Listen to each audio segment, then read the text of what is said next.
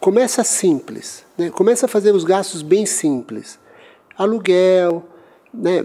E daí você vai colocando IPTU, todos os gastos que você tem numa casa, você transfere aquilo para o negócio que você quer fazer. Eu converso agora com Cássius Leal, fundador da Advis. Vamos saber dele quais são os principais erros de quem empreende, principalmente numa situação de crise, de urgência. O que você percebe nessas pessoas que precisam ir à luta? Bem, Luciane, primeiro eu vejo assim, muita vontade, né? Isso eu acho que é pré-requisito fundamental para você poder empreender. Infelizmente, o que acaba acontecendo, acho que até por conta da necessidade, a pessoa se vê numa posição onde ela tem que fazer algo para tentar gerar um sustento. O que normalmente falta para essas pessoas é uma estrutura de pensamento básica de como gerir e montar o seu negócio. Eu sempre digo assim, pensa como se fosse a sua casa, né? Como você faz o seu orçamento doméstico? Você tem gastos e você tem que ter a receita. Regra número 1, nunca gastar mais do que você ganha, né? Então, partindo dessa premissa, eu sempre falo para as pessoas, né? Começa simples, né? Começa a fazer os gastos bem simples. Aluguel, né? E daí você vai colocando IPTU, todos os gastos que você tem numa casa, você transfere aquilo para o negócio que você quer fazer. E aí, com base nisso, você vai ter uma ideia de quanto você tem que vender para aquele negócio ser sustentável, ou seja, para você ganhar mais do que vender, a ponto de pagar, né, uma remuneração para você. E depois ainda sobrar para você poder reinvestir no negócio. Infelizmente, as pessoas pulam essa etapa. Elas vão muito na vontade, muito na expectativa de que o negócio é um negócio novo, mas não foi realmente pensado em concorrência, em como você vai apresentar o produto, em como você vai atender o cliente, como que você vai responder às demandas, como que você vai lidar com situações de dificuldade quando um cliente um cliente insatisfeito. Todas essas questões elas precisam ser pensadas antecipadamente. Obviamente, existe um balanço entre você colocar tudo isso no papel, ou não precisa nem ser no papel, na cabeça, e partir para a ação, né? Eu sempre falo assim, o empreendedor é aquele que ele está construindo um carro, então ele vai pondo a roda, ele vai pondo o volante, né? E tem que estar andando, não pode parar, mas você tem que ter algumas coisas básicas, né? Acho que a primeira, o planejamento, para mim, é assim, ele vem antes até da questão financeira. Você precisa planejar o mínimo possível. Uma vez planejado, você começa a dar os primeiros passos. Então, você começa a entrar como se fosse uma árvore genealógica. Você começa com ponta e você vai abrindo para entender todas aquelas questões. Infelizmente, a maioria das pessoas não faz esse exercício que eu falo que é um exercício doméstico, né, de fazer essa prestação de contas, de receita e despesa. Não falo aqui nem de você fazer uma demonstração de resultado, ter um balanço. Estou falando de coisa bem simples mesmo, da mesma forma que você gere a sua casa. Então, a maioria dos casos que eu vejo que dão errado foi por falta de planejamento. Agora, Cássius, numa situação de crise, a pessoa ficou desempregada, é muito difícil pensar nesse planejamento. Ela tem que ir à luta logo, tem despesas, compromissos, família para sustentar. O que você aconselha?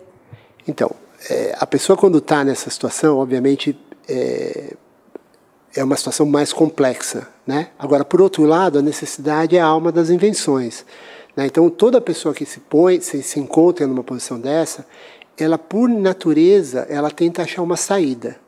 Esse é o espírito do empreendedor. E essa saída, o que é? É você olhar para o mercado, seja lá qual for o mercado que você atua, e ver o que você pode oferecer que atualmente não está sendo oferecido, ou se está sendo oferecido, está sendo mal oferecido, e o que você pode fazer de melhor. É assim que o empreendedor começa. Ele olha uma oportunidade, ele cheira um negócio, e ele começa a ir atrás daquilo, né? Então, assim, ele não precisa ficar perdendo muito tempo em fazendo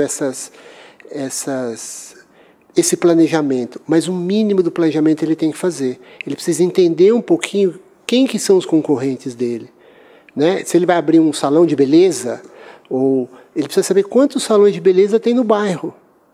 Anda, né? Isso em 2 horas você resolve isso. Você começa a andar por todas as ruas do seu bairro para ter uma ideia da distância que tem os cabeleireiros, Né? Então são coisas que são básicas, mas que a pessoa precisa fazer. Não basta simplesmente ter a vontade. Então, assim, isso independe de você estar numa situação difícil ou não. É tudo uma questão de otimização do seu tempo. Né? Como você acorda de manhã, como que você vai andar. Você pode, em 1 hora você resolve isso, então eu já sei, o meu ponto tem que estar por aqui, então eu vou procurar um lugar para alugar por aqui. Então, é assim que você começa. Você consegue ir fazendo as coisas paralelamente ao planejamento. Né, sempre levando em consideração e voltando, dando retroalimentando essas informações para aquilo que você tem na cabeça.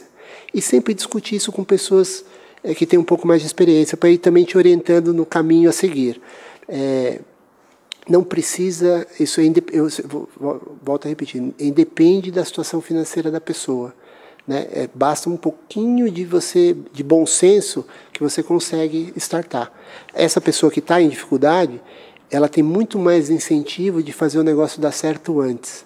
Né? Então, eu falo assim, eu sempre, quando eu queria contratar gente, eu falava, o quanto você precisa desse emprego? Porque essa pessoa é a que mais vai querer produzir. Então, você tem que só transformar essa energia e não deixar que ela se dissipe ao vento. Você focar para o seu negócio para poder fazer aquilo crescer. Então, é possível, estando em crise, estando com situação financeira difícil, né? Ainda assim você conseguir achar algo que você possa fazer, transformar aquilo e buscar um mercado para comprar ou para adquirir o seu serviço. E numa etapa posterior, qual a preocupação necessária do empreendedor? Bem, uma vez que você já começou o negócio, assim, primeiro, acho que você sempre tem que colocar o cliente no centro do seu negócio. Sempre. Eu acho que outro grande defeito que as pessoas tomam, elas perdem o contato com o cliente. E eu falo assim, o cliente é o chefe. E ele pode destituir a gente a qualquer momento. Né? Então, eu acho que esse é o outro grande defeito das pessoas. Eles a coisa começa a ter tração com os clientes, aí ele começa a se perder em burocracia interna da empresa, e deixa aquilo que trouxe sucesso original, né? Por quê? Porque muitas vezes a pessoa ela tem resistência em transferir algumas das atividades que ele entende como sendo só ele capaz. Então, por exemplo, a gestão financeira, só eu que sou capaz de fazer isso. Ninguém mais vai saber. Isso é um erro comum quando você começa um negócio, de delegar atividades, porque você quer fazer tudo, você acaba não fazendo tudo bem e é só uma questão de tempo para o negócio acabar desandando. Né? Então, eu sempre falo, se você é muito bom comercial, foque no comercial. Traga pessoas que possam te ajudar nas outras partes, nas partes operacional, administrativa, produtiva. Você foca naquilo que você é bom, aonde você agrega mais valor. Né? Obviamente, você tem que supervisionar porque o negócio é seu, mas você tem que aprender a delegar. Isso. Você focou naquilo que você é especializado e montou algo extremamente novo aqui no Brasil, não é? Então, a gente... eu tenho uma carreira no mercado financeiro, né? E eu percebi essa necessidade que as pessoas tinham de entender questões do dia a dia. Que não tem... Você não vai... Não é simplesmente você colocar na internet uma pergunta que ela vai te responder. E ainda que ela te responda, aquela pergunta não necessariamente é correta ou é de uma fonte fidedigna. E eu percebi que todo mundo tem problemas do dia a dia. E aí quando a gente montou a Advis, a gente montou com a ideia de ser essa ponte entre as dúvidas e as respostas. Então o que a gente hoje oferece para os nossos clientes? Um lugar onde eles podem perguntar questões contábeis, empresariais, forenses, fiscais, sem ter que ficar ligando para 20 pessoas, pedindo favor, que muitas vezes é complicado você usar favor de amigos ou de familiares, dentro de uma ótica extremamente focada no cliente, que é o quê? A gente cobra uma mensalidade muito barata, para dar essa possibilidade do cliente perguntar quantas vezes ele quiser sobre os assuntos que ele quiser. Aí ele pode entrar via e-mail, via chat, via telefone, e isso dá tranquilidade. É como se ele tivesse assim um plantão disponível para ele praticamente 24 horas. Agora, no começo do seu negócio, eu gostaria de uma resposta de empreendedor, do fundo do coração. Quais foram os principais desafios? Os desafios eles não acabaram, eles continuam, né? Eles vão mudando apenas os desafios. No começo, primeiro é como você explica qual é o tipo de negócio, né? Porque quando você trabalha numa grande empresa de telefonia, você liga para alguém e fala, eu sou aqui da empresa, né, Vivo. Você não precisa falar mais nada. O outro lado, o ouvinte, ele já sabe que é de telefone, que é de internet. Agora, quando eu falo, eu sou da Advis, né, existe essa... Como você explica que você vai resolver problemas do dia a dia?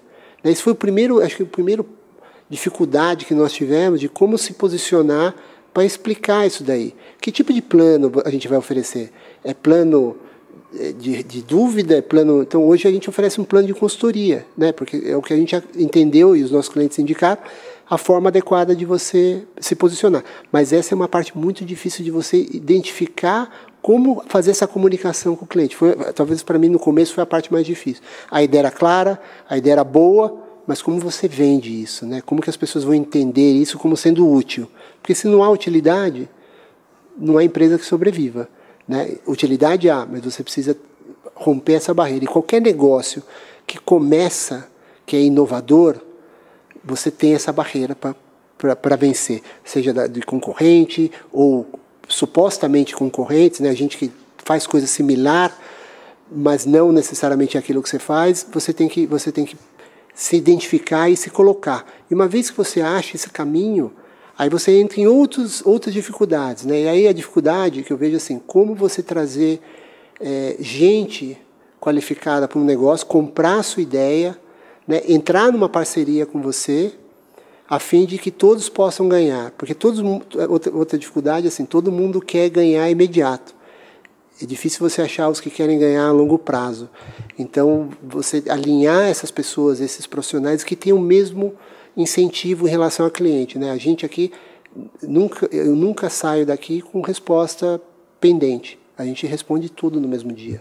Né? Isso é uma coisa importante, que quem está do outro lado quer sentir que foi bem atendido. Né? E se você pede um contrato, você não quer esperar 2 semanas para receber. A gente, se não manda hoje, a gente tenta mandar no dia seguinte. Então, isso tem valor, né? O tempo, a gente valoriza o tempo das pessoas. Cássio, muito obrigada pelas informações, pelas dicas e boa sorte no seu empreendimento e até uma próxima. Muito obrigado, Luciene. Luciene Miranda para a Ducascope TV.